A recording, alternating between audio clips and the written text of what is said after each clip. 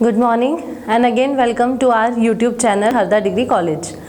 आज मैं आप लोगों के साथ final year vocational subject personality development का वीडियो थर्ड यूनिट का शेयर कर रही हूँ। इस यूनिट में हम थर्ड यूनिट के टॉपिक्स कवर कर रहे हैं। Okay, today's topic is personality development, personality assessment, personality assessment in personality development. Now personality assessment means क्या होता है? पर्सनालिटी असेसमेंट एक ऐसी प्रोसेस जहाँ पे हमें मेजर करना होता है, कैलकुलेशन करना होता है, हमें ये जानना होता है कि क्या रिजल्ट्स हैं। मतलब अब हम क्या कर रहे हैं, आउटपुट के बारे में बात कर रहे हैं। जैसे कि फर्स्ट यूनिट में हम लोगों ने एटीट्यूड के बारे में समझा था, सेकेंड यूनिट में अबाउट पर्सनालिटी डेवलपमेंट हमने बात करी थी कि क्या पर्सनालिटी डेवलपमेंट स्किल्स होती हैं।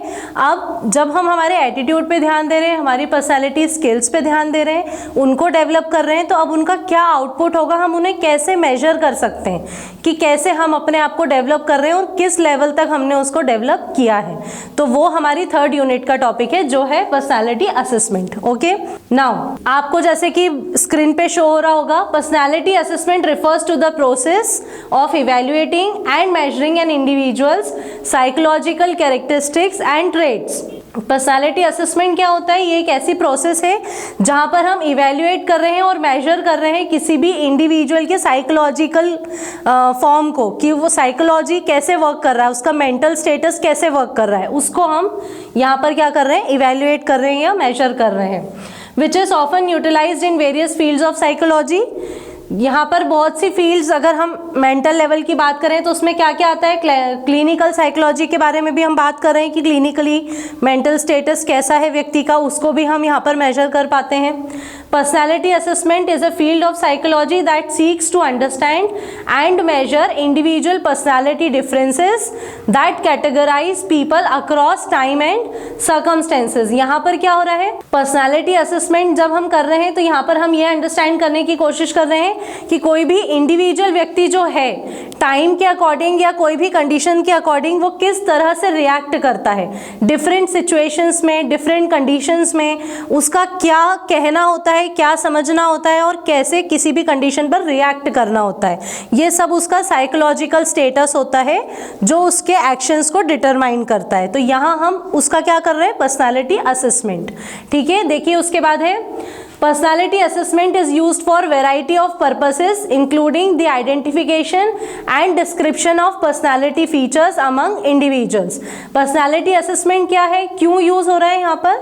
हम इसे वेराइटी ऑफ पर्पस के लिए यूज कर रहे हैं, जैसे हम आइडेंटिफिकेशन के लिए यूज कर रहे हैं, डिस्क्रिप्शन के लिए यूज कर रहे हैं कि कोई भी इंडिविजुअल पर्सनालिटी है उसके बारे में हमें बताना है, डिस्क्राइब करना है, तो भी हम पर्सनालिटी असेसमेंट का यूज करते हैं। इसके बाद personality assessment aims at measuring the personality traits and characteristics of individual। ये मैंने आपको बताया कि किसी इंडिविजुअल व्यक्ति के बारे में हम बता रहे हैं कि उसकी क्या कैरेक्टरिस्टिक्स हैं, उसके अंदर क्या क्वालिटीज़ हैं, क्या नेचर हैं, उसके बारे में हमें डिटरमाइन करना है, तो भी हम पर्सनालिटी असेसमेंट का यूज़ करते हैं।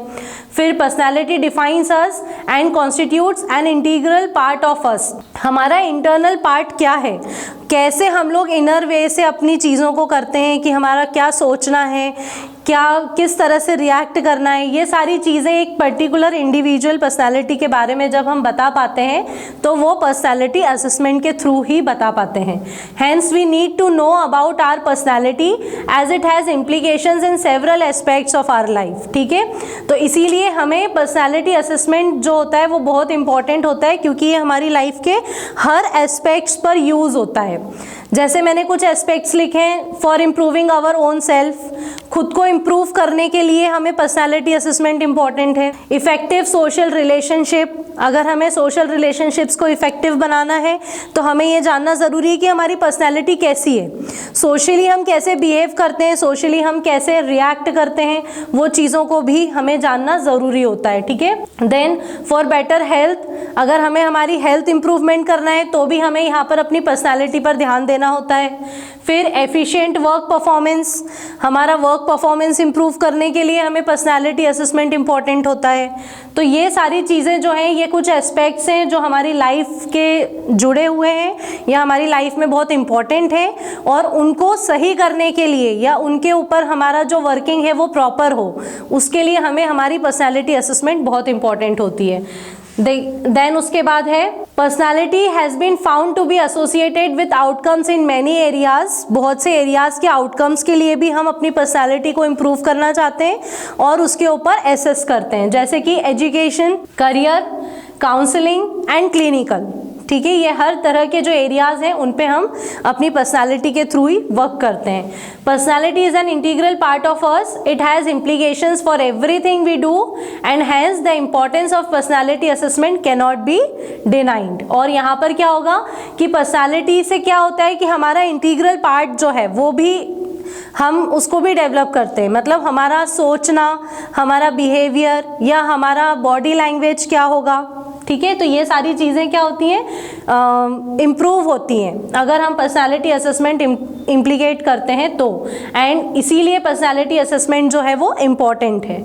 ठीक है, इसके बाद देखिए, if we move to next topic, it is methods of personality assessment. अब हमने पर्सनालिटी असेसमेंट तो समझा कि हमें पर्सनालिटी असेसमेंट मीन्स क्या हो गया, मेजरमेंट हो गया अबाउट आवर ओन सेल्फ, कि हम खुद को आउटकम की तरह एक कैलकुलेट कर रहे हैं कि हमारा क्या आउटकम है। जब हम पर्सनालिटी डेवलपमेंट स्किल्स समझते हैं या एटीट्यूड समझते हैं तो उससे हमारा क्या आउटकम आता है। अब मेथड्स क्या होंगी पर्सनालिटी असेसमेंट की, तो यहाँ पर डायरेक्ट मेथड और इनडायरेक्ट मेथड, दो तरह की मेथड्स हैं जिनके थ्रू हम हमारा पर्सनालिटी असेसमेंट कर सकते हैं। जैसे कि मैंने यहाँ डिफाइन करा है, multiple methods are used to assess personality. Broadly they can be grouped under two. Multiple methods हैं बट उनको ग्रुप वाइज दो मेथड्स में बता दिया गया है, एक है डायरेक्ट मेथड्स और दूसरी है indirect method. Direct method include, direct method में क्या क्या चीज़ें आ रही हैं, कौन कौन सी मेथड्स हैं जो डायरेक्ट मेथड में आती हैं। Observation, interview, personality inventories that is questionnaires, rating scales, behavioural data, situational test, ये सारी मेथड्स जो हैं वो हमारी डायरेक्ट मेथड्स हैं। उसके बाद अगर हम इनडायरेक्ट मेथड्स की बात करेंगे तो प्रोजेक्टिव टेक्निक मैंने एक अकेला एग्जाम्पल इसमें लिया है क्योंकि ये सबसे बेस्ट तरीका है इनडायरेक्ट मेथड के थ्रू बताने का। अब एक जनरल डिस्कशन मैं करूँगी पहले, डायरेक्ट मेथड और इनडायरेक्ट मेथड का मतलब क्या होता है। डायरेक्ट मेथड वो होती है जहां हम डाटा प्राइमरी बेसिस पर कलेक्ट करते हैं और इनडायरेक्ट मेथड वो होती है जो सेकेंडरी बेसिस पर कलेक्ट किया जाता है। और प्राइमरी और सेकेंडरी बेसिस क्या होता है, प्राइमरी डाटा वो जहां हम खुद डाटा को सर्च कर रहे हैं और उसके बारे में पता लगा रहे हैं, तो वो ज़्यादा ट्रस्टेबल होता है क्योंकि हमने खुद उसके ऊपर मेहनत करी है और उसको जानने की कोशिश करी है। और सेकेंडरी डाटा में ऑलरेडी जो डाटा हमारे पास है उसके ऊपर हमने रिसर्च करी होती है, हम अगेन उसके ऊपर काम करते हैं। तो ज़रूरी नहीं है कि पहले का जो डाटा कलेक्ट हुआ था वो सही हो, आप पूरी तरह से उसको प्रेफर कर सकते हैं या पूरी तरह से उसको विश्वास कर सकते हैं। तो डायरेक्ट मेथड और इनडायरेक्ट मेथड में ये सबसे एक बड़ा पॉइंट आता है कि डायरेक्ट मेथड ज़्यादा ट्रस्टेबल होती है in comparison to indirect method. Okay, now let us continue. First method जो मैंने यहाँ पर ली है वो है ऑब्जर्वेशन मेथड। ऑब्जर्वेशन मेथड कौन सी है आपकी, डायरेक्ट मेथड। ओके, ऑब्जर्वेशन नाम से आपको समझ में आ रहा होगा कि यहाँ आप चीज़ों को क्या कर रहे हैं, ऑब्जर्व कर रहे हैं, समझने की कोशिश कर रहे हैं देख कर और फिर उसका कोई कंक्लूजन क्रिएट कर रहे हैं, तो वो हमारी क्या होती है, ऑब्जर्वेशन मेथड। देखिए, observation is a direct method where the person is directly observed in different situations। अलग अलग सिचुएशन में हम उस व्यक्ति को क्या कर रहे हैं, ऑब्जर्व कर रहे हैं। It is obvious that if I want to know about the personality of an individual, ये तो बहुत ऑब्वियस है कि अगर हमें किसी की पर्सनैलिटी के बारे में जानना है तो हम क्या करेंगे, उसको ऑब्जर्व करेंगे अलग अलग सिचुएशंस में। I would be able to know if I observe that person in various situations। वो कब पॉसिबल है, जब हम उसको ऑब्जर्व करेंगे। However, this method has practical difficulty as it is not feasible to move around and constantly observe the person in different situations। ये थोड़ा सा फिजिबल इसीलिए हो जाता है क्योंकि ऐसा पॉसिबल नहीं होता जिस पर्सनालिटी को हमें ऑब्जर्व करना है हम हमेशा उसके आगे पीछे घूमें और उसके बारे में जानने की कोशिश करें। तो ये थोड़ी सी फिजिबल ज़रूर है बट इसके बाद भी ये जो है ये ज़्यादा ट्रस्टेबल है और रिच सोर्स है हमारे इंफॉर्मेशन कलेक्शन का। ठीक है, देखो जैसे मैंने आगे इसमें वो चीज़ भी डिस्क्राइब करी है। Nevertheless direct observation as a method offers a rich source of information about the individual. ठीक है, मतलब हम यहाँ पे इंफॉर्मेशन ज़्यादा ट्रस्टेबल निकाल सकेंगे और अपने नज़रिए के अकॉर्डिंग हम निकाल सकेंगे तो हमारे पास डाटा भी ज़्यादा मात्रा में होगा। During observation A psychologist has an objective to view a pattern in the behavior which explains cause and effect specifically. While observing the client, a psychologist will make notes which are further used to draw conclusions about the client based method observation made. ठीक है, वही चीज़ मैंने आपको explain करी कि जब मैं किसी को अगर ऑब्जर्व कर रही हूँ, किसी पर्सनालिटी को, किसी इंडिविजुअल को, और उसके बारे में डाटा मुझे कलेक्ट करना है, तो मैं खुद ऑब्जर्व कर रही हूँ तो मेरे पास डाटा भी ज़्यादा होगा और ट्रस्टेबल होगा। मुझे ये पता होगा कि हाँ मेरा ही आंखों देखा है तो ये सही है, तो मैं कॉन्फिडेंटली उस डाटा को क्या कर पाऊंगी, कलेक्ट कर पाऊंगी। तो वही चीज़ें इसमें बताया है कि यहाँ पर हम उसके कॉजेज़ और इफेक्ट भी स्पेसिफिकली बता सकेंगे कि क्या क्या कॉजेज़ हैं, क्या क्या इफेक्ट्स हैं, वो सारी चीज़ें। एक नोट हमारे पास तैयार रहेगा, हम कंक्लूजन भी उससे ड्रॉ कर पाएंगे प्रॉपरली। तो ये होती है हमारी observation method. Okay, now observation is of two types based on involvement the psycho on the case. A psychologist may decide whether she or he should observation method or a non participant observation method. यहाँ पे क्या होता है, observation भी जो होगा वो observation method participants या नॉन पार्टिसिपेंट्स के थ्रू होगा। तो पार्टिसिपेंट्स मीन्स जब आप पूरी तरह से उसको ऑब्जर्व कर पा रहे हो, फुल्ली आप उसमें पार्टिसिपेट कर रहे हो, और नॉन पार्टिसिपेंट्स मीन्स आप उसका नेचर समझ के उसके बारे में ऑब्जर्व कर रहे हो। दो तरीके से व्यक्ति ऑब्जर्व करेगा। पार्टिसिपेंट होकर मीन्स आप रेगुलरली उसके आगे पीछे घूमकर उसको ऑब्जर्व कर रहे हैं, कंटिन्यूसली आपने कैमरे की तरह उसके ऊपर निगाह रखी है, वो आपका पार्टिसिपेंट कहलाएगा। और नॉन पार्टिसिपेंट मीन्स कि पर्टिकुलर इंडिविजुअल व्यक्ति के नेचर को लेकर आप समझ गए हो और फिर आप चीज़ें ऑब्जर्व कर रहे हो कि वो किसी पर्टिकुलर कंडीशन में क्या रिएक्ट करने वाले हैं, आप उनको जज करने की कोशिश कर रहे हो। तो these are the explanation about the observation method. Now what are the advantages of observation method? अगर हम एडवांटेजेस और लिमिटेशंस की बात करें, it offers first hand information when the individual is actually engaging in behaviour, so it may be more accurate.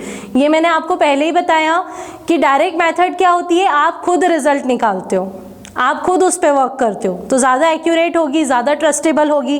तो observation method हमारी क्या है, डायरेक्ट मेथड है, तो इसलिए ये हमारा फर्स्ट हैंड इंफॉर्मेशन है, प्राइमरी डाटा है, और ये हम क्योंकि इसमें हम खुद इन्वॉल्व है तो इसीलिए ये ज़्यादा एक्यूरेट भी है और ट्रस्टेबल भी है। अब इसकी लिमिटेशंस भी हैं, तो लिमिटेशंस की अगर हम बात करते हैं तो ऑब्जर्वर बायस और ऑब्जर्वर इफेक्ट। बायस मीन्स यहाँ पर ऑब्जर्वर क्या कर सकता है, बायस्ड हो सकता है। ठीक है, तो the person who is observing have his own, उसके खुद के बिलीव्स हैं, उसके खुद की वैल्यूज़ हैं, उसके अकॉर्डिंग, उसके नज़रिए से वो उस व्यक्ति के बारे में सोचेगा और समझेगा, तो वो बायस्ड हो सकता है, मे बी।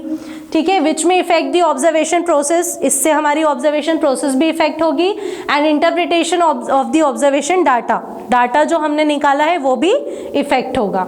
अब ऑब्जर्वर इफेक्ट, इसका इफेक्ट क्या पड़ेगा, refers to the effect on the person because of fact being observed, the person may become conscious and may not show the natural response or behavior। तो इससे ये हो सकता है कि natural response जो था या जो behavior था इंडिविजुअल का वो सामने नहीं आया। उस व्यक्ति ने जिसने ऑब्जर्व किया उसने अपनी वैल्यूज़ और अपनी अंडरस्टैंडिंग के अकॉर्डिंग ही स्टेटमेंट दे दिया, बट एक्चुअल में जो था वो आ नहीं पाया। तो ये उसकी लिमिटेशंस भी हैं ऑब्जर्वेशन मेथड की। ओके, जहाँ ये फर्स्ट हैंड डाटा है, प्राइमरी डाटा है, वहीं इसका एक सबसे बड़ा लिमिटेशन पॉइंट यही है कि ऑब्जर्वर जो है वो बायस्ड हो सकता है, क्योंकि अपनी थिंकिंग और अपने वैल्यू सिस्टम पे वो काम कर रहा है। इसके बाद नेक्स्ट आती है हमारी interview method. Now interview consist of asking questions to the person interviewing about his behavior और her behavior। यहाँ पर हम क्या कर रहे हैं इंटरव्यू मेथड में, इंटरव्यू वर्ड सुनते से हमें समझ में आता है कि हम क्वेश्चनिंग कर रहे हैं और पर्टिकुलर या इंडिविजुअल व्यक्ति के बारे में जानने की कोशिश कर रहे हैं क्वेश्चंस के through. But it is not like the job interview which is a more formal. हम यहाँ पर जॉब इंटरव्यू नहीं कर रहे हैं कि हम एक फॉर्मल क्वेश्चन आर सेट कर रहे हैं और उस व्यक्ति से वो डाटा कलेक्ट करने की कोशिश कर रहे हैं। हियर इंटरव्यू में बी सेमी स्ट्रक्चर्ड और इवन अनस्ट्रक्चर्ड। सेमी स्ट्रक्चर्ड भी हो सकता है और अनस्ट्रक्चर्ड, मतलब इसका कोई फॉर्मल एक स्ट्रक्चर फॉर्म नहीं है, सिर्फ एक इनफॉर्मल वे में हम उससे ये डाटा कलेक्ट करने की कोशिश कर रहे हैं कि हम उस व्यक्ति का नाम जानने की कोशिश कर रहे हैं, पहले बेसिक इन्फॉर्मेशन ले रहे हैं ताकि हमें ये समझ में आए कि वो व्यक्ति कैसे रिप्लाई करता है, कैसे हमसे बात करता है, या उसका आंसर करने का तरीका क्या है। उसके बाद हम उससे और जनरल क्वेश्चंस या अपनी फील्ड रिलेटेड क्वेश्चंस कर रहे हैं कि हमें ये समझ में आ जाए कि वो उस पर्टिकुलर फील्ड के बारे में कितना समझता है, कितना जानता है। तो ये जो एक अनफॉर्मल बोलते हैं ना कि एक फॉर्मल तरीके से नहीं, इनफॉर्मल वे से हम व्यक्ति से क्या कर रहे हैं, बातचीत कर रहे हैं और सिर्फ क्वेश्चंस के थ्रू उस व्यक्ति के बिहेवियर को या नेचर को जानने की कोशिश कर रहे हैं, या मैं ये कहूँ कि उसकी पर्सनैलिटी को जानने की कोशिश कर रहे हैं। ठीक है, तो हियर इंटरव्यू में बी सेमी स्ट्रक्चर्ड और even unstructured without having any specific questions, and it starts flowing as the dialogue between the interviewer and the interview। ठीक है, डायलॉग बेसिस पे सिर्फ एक नॉर्मल तरीके से क्या हो रहा है, जो प्रोसीडिंग हो रही है वो कोई स्ट्रक्चर्ड फॉर्म में नहीं हो रही है और सिर्फ बातचीत करके हम क्वेश्चंस करके और व्यक्ति से डाटा कलेक्ट कर रहे हैं। Whether it is semi-structured or unstructured, the goal of interview as a method of personality assessment is to collect information about the behavior, personality pattern of the individual. मतलब हम इन questions के through क्या जानना चाह रहे हैं, व्यक्ति का बिहेवियर और उसकी पर्सनालिटी पैटर्न, कि पर्सनालिटी कैसी है, बस वही जानना है। Thus an interview allows you to directly ask questions to the client। यहाँ पर आप क्लाइंट से डायरेक्टली क्वेश्चंस कर रहे हैं। Interview questions are pre defined based on which the interview can be structured, semi structured और अनस्ट्रक्चर्ड। यहाँ पर इंटरव्यू जो है, क्योंकि हम क्लाइंट से डायरेक्टली क्वेश्चंस कर रहे हैं तो ये हमें अलाउ करता है कि हम पहले से कुछ भी डिफाइंड बेस्ड इंटरव्यू बना लें, चाहे वो स्ट्रक्चर्ड फॉर्म में हो, सेमी स्ट्रक्चर्ड हो या इवन अनस्ट्रक्चर्ड हो। ठीक है, अब इसके एडवांटेजेस क्या हैं? A lot of relevant and in-depth information, both verbal and non-verbal, can be collected with the help of interview method। यहाँ पर हम एक relevant information collect करते हैं, in depth यानी बहुत ही deep में भी हम व्यक्ति से, क्योंकि directly interview कर रहे हैं, directly questions कर रहे हैं, तो in depth questions भी हम लोग कर सकते हैं और relevant होते हैं वो डाटा। verbal, non-verbal दोनों तरह से किया जा सकता है।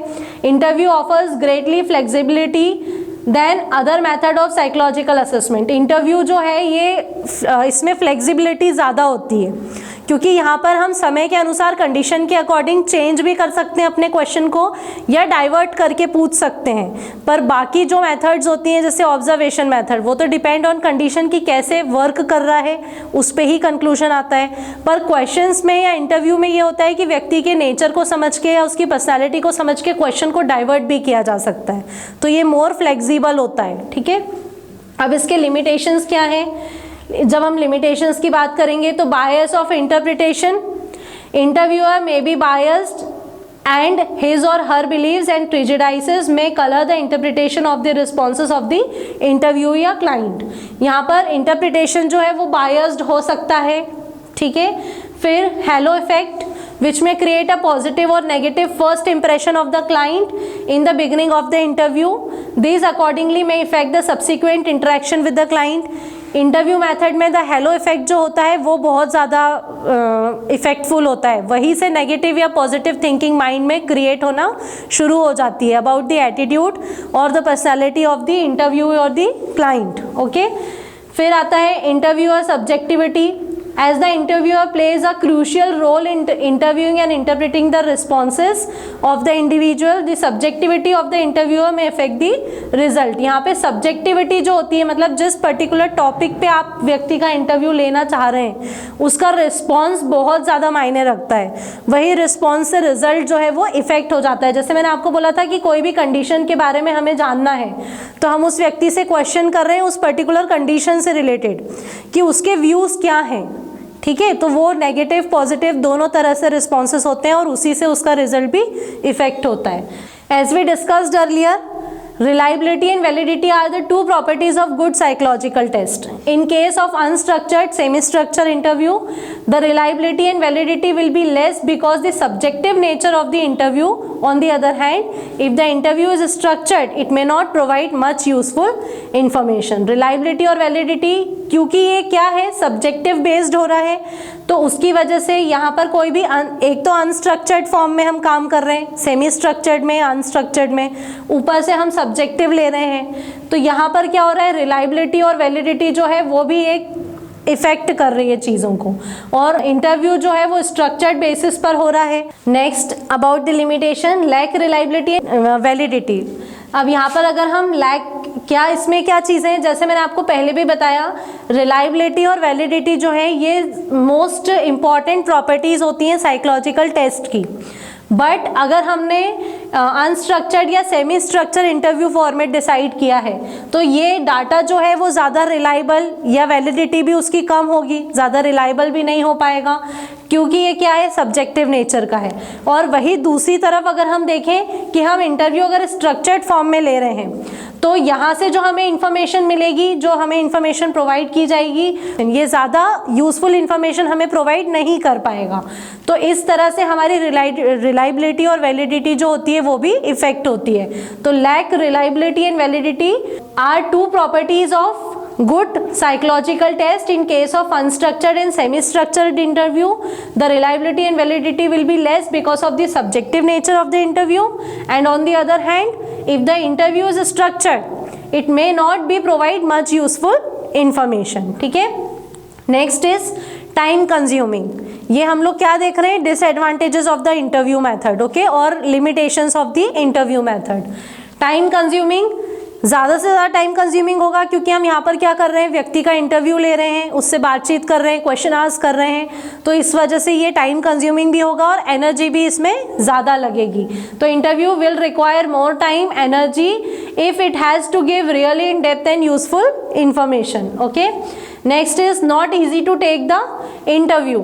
Interview is not just asking question, it is a skill and it takes trained interview for really get relevant and pertinent information about the measured aspect.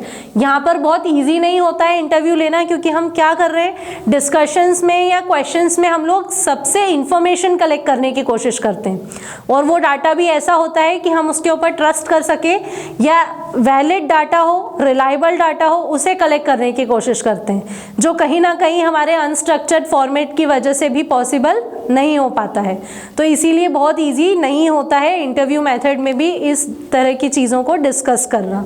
तो these are the two methods जो आपके syllabus में है। About हमने ये देखा interview method, और इसके पहले जब मैंने आपको बताया था तो वो थी ऑब्जर्वेशन मेथड, फिर ये पर्सनालिटी असेसमेंट मेथड्स थी, और पर्सनालिटी असेसमेंट मेथड्स के बारे में बताया मैंने, ठीक है, और अबाउट दी पर्सनालिटी असेसमेंट, ठीक है। तो इस वीडियो में हमने ये सब चीज़ें डिस्कस करी हैं। प्लीज़ रीड द टेक्स्ट जो शो हुआ है, आप उसका स्क्रीनशॉट ले लें और उस टेक्स्ट को एक बार रीड कर लें, ओके। Thank you.